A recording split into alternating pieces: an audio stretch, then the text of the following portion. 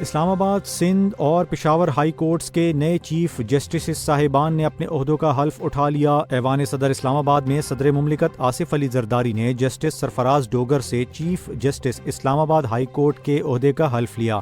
Governor house Karachi میں governor Sindh Kamran Tessori نے justice محمد جنید غفار سے سندھ ہائی کورٹ کے 26ویں چیف جسٹس کے طور پر حلف لیا۔ ادھر پشاور میں گورنر خیبر پختونخوا فیصل کریم کنڈی نے جسٹس ایس ایم عتیق شاہ سے chief justice Peshawar high court کے عہدے کا حلف لیا۔ تقریبات میں اعلیٰ حکام، وزراء، وکلاء، سفراء اور اہم شخصیات نے شرکت کی۔ 1 جولائی کو جوڈیشل کمیشن نے تینوں ججز کی بطور چیف جسٹس تقرری کی منظوری دی تھی۔ وزیر اعظم شہباز شریف نے زرعی شعبے میں اصلاحات اور پیداوار بڑھانے کے لیے جامع لاہ عمل طلب کر لیا ہے۔ وزیر اعظم کی زیر صدارت اجلاس میں زرعی شعبے کی کارکردگی، کسانوں کو درپیش مسائل اور فصلوں کی پیداوار پر بریفنگ دی گئی۔ شہباز شریف نے کہا کہ زراعت کی بہتری، ویلیو ایڈیشن اور برآمدات کا فروغ حکومت کی اولین ترجیح ہے۔ انہوں نے ہدایت دی ہے کہ جدید مشینری، معیاری بیج اور آسان قرضے یقینی بنانے کے لیے قلیل و طویل مدتی منصوبہ تیار کیا جائے۔ وزیر اعظم نے کہا ہے کہ زرعی تحقیق کو پبلک پرائیویٹ پارٹنرشپ کے ذریعے فروغ دیا جائے گا اور بین الاقوامی ماہرین سے مدد لی جائے۔ اجلاس میں موسم کی شدت کے تناظر میں کلائمیٹ ریزسٹنس بیج اور جدید زرعی طریقوں کے فروغ پر بھی زور دیا گیا۔ سندھ کے سینئر وزیر شرجیل انعام میمن کا کہنا ہے کہ مخدوش عمارتوں کے مکینوں کو حکومت کے لیے رہائش فراہم کرنا ممکن نہیں۔ انہوں نے گفتگو میں بتایا کہ کراچی میں 740 عمارتیں مخدوش ہیں، جن میں سے 51 انتہائی خطرناک قرار دی گئی ہیں اور 11 کو خالی کرایا جا چکا ہے۔ ان کا کہنا تھا کہ وسائل محدود ہیں، مگر کچھ خاندانوں کو عارضی متبادل شیلٹرز ضرور دیے جا سکتے ہیں، جیسا کہ کورونا اور سیلاب کے دوران دیا گیا تھا۔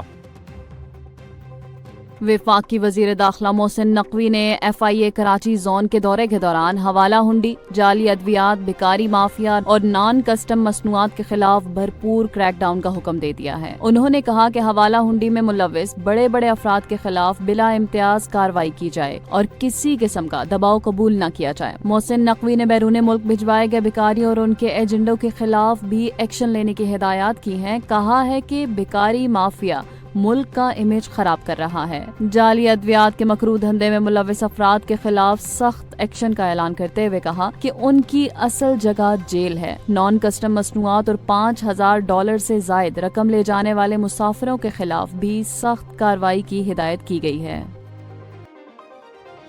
سانحہ سوات سے متعلق سینٹ کی قائمہ کمیٹی برائے انسانی حقوق کے اجلاس میں مالاکنڈ کے محکمہ آبپاشی کے حکام نے بریفنگ دی ہے۔ حکام کا کہنا تھا کہ ابتدائی اطلاع میں بتایا گیا کہ بچے ہوٹل میں پھنسے ہیں، جبکہ حقیقت میں وہ دریا میں موجود تھے۔ اطلاع میں غلطی کے باعث تاخیر ہوئی۔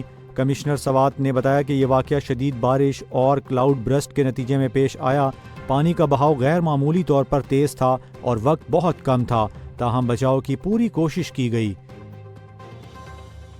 وفاقی وزیر توانائی اویس لغاری کا کہنا ہے کہ 200 یونٹ تک بجلی استعمال کرنے والے صارفین کو 80% رعایت دی جا رہی ہے۔ بجلی کے بلوں میں مزید ریلیف کے لیے اقدامات زیر غور ہیں۔ قومی اسمبلی کے قائمہ کمیٹی توانائی کے اجلاس میں بجلی چوری، گرڈ اسٹیشنز اور مہنگی بجلی پر بحث ہوئی۔ اویس لغاری نے کہا کہ بجلی چوری سالانہ 250 ارب روپے ہے۔ قیمتیں کم تب ہوں گی جب استعمال بڑھے گا۔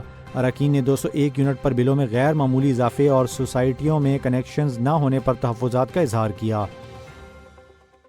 لاہور اور پنجاب بھر میں موسلا دھار بارش سے موسم خوشگوار ہو گیا، تاہم نشیبی علاقے زیر آب آ گئے۔ لاہور میں سب سے زیادہ بارش 52 ملی میٹر نشتر ٹاؤن میں ریکارڈ کی گئی، جبکہ جیل روڈ، گلبرگ، کرتبہ چوک سمیت کئی علاقوں میں تیز بارش ہوئی۔ بارش تھمنے کے بعد شہر میں حبس کا سلسلہ شروع ہو گیا۔ ڈپٹی کمشنر لاہور نے واسا کو فوری نکاسی آب کی ہدایات جاری کر دی ہیں، جبکہ ایم ڈی واسا غفران احمد نکاسی آپریشن کی مسلسل نگرانی کر رہے ہیں۔ محکمہ موسمیات کے مطابق لاہور میں مزید بارش کا امکان ہے اور مونسون کا یہ سلسلہ 10 جولائی تک جاری رہے گا۔ پی ڈی ایم اے کے مطابق تمام دریا اور نالے معمول کے مطابق بہہ رہے ہیں۔ کسی مقام پر درمیانے یا شدید درجے کے سیلاب کا خطرہ نہیں۔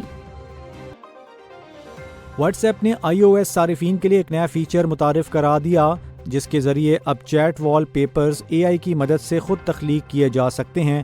صارفین صرف ایک سادہ تحریری ہدایت دیں گے اور میٹا اے آئی خود کار طور پر کئی وال پیپرز تخلیق کرے گا۔ یہ feature what's app beta version کے بعد اب عام صارفین کو بھی دستیاب ہوگا اور وال پیپر سیٹنگز میں میٹا اے آئی آپشنز کے ذریعے استعمال کیا جا سکے گا۔ پاکستان نے بنگلہ دیش کے خلاف 3 T20 میچز پر مشتمل سیریز کے لیے 15 رکنی اسکواڈ کا اعلان کر دیا ہے۔ سلمان علی آغا کو کپتان برقرار رکھا گیا جبکہ کسی نائب کپتان کا تقرر نہیں کیا گیا۔ سیریز کے میچز 20، 22 اور 24 جولائی کو ڈھاکہ میں ہوں گے۔ اسکواڈ میں تجربہ کار کھلاڑیوں کے ساتھ نوجوانوں کو بھی موقع دیا گیا، جبکہ محمد حارث اور صاحبزادہ فرحان وکٹ کیپرز کی حیثیت سے شامل کیے گئے ہیں۔ پاکستان ٹیم 16 جولائی کو بنگلہ دیش روانہ ہوگی، جس سے قبل نیشنل بینک اسٹیڈیم کراچی میں تربیتی کیمپ 10 سے 15 جولائی تک جاری رہے گا۔ بنگلہ دیش کے بعد پاکستان ویسٹ انڈیز کے خلاف سیریز کھیلے گا۔ آئی سی سی نے وومنز T20 پلیئرز کی نئی رینکنگ جاری کر دی ہے۔ بالرز کی فہرست میں پاکستان کی سعدیہ اقبال بدستور پہلے نمبر پر ہیں۔ نشرا سندھو نے 1 درجہ ترقی حاصل کرتے ہوئے 7ویں پوزیشن سنبھال لی۔ بھارت کی دیپتی شرما دوسرے نمبر پر آ گئی ہیں۔ بیٹرز میں آسٹریلیا کی بیتھ مونی کا پہلا نمبر برقرار ہے۔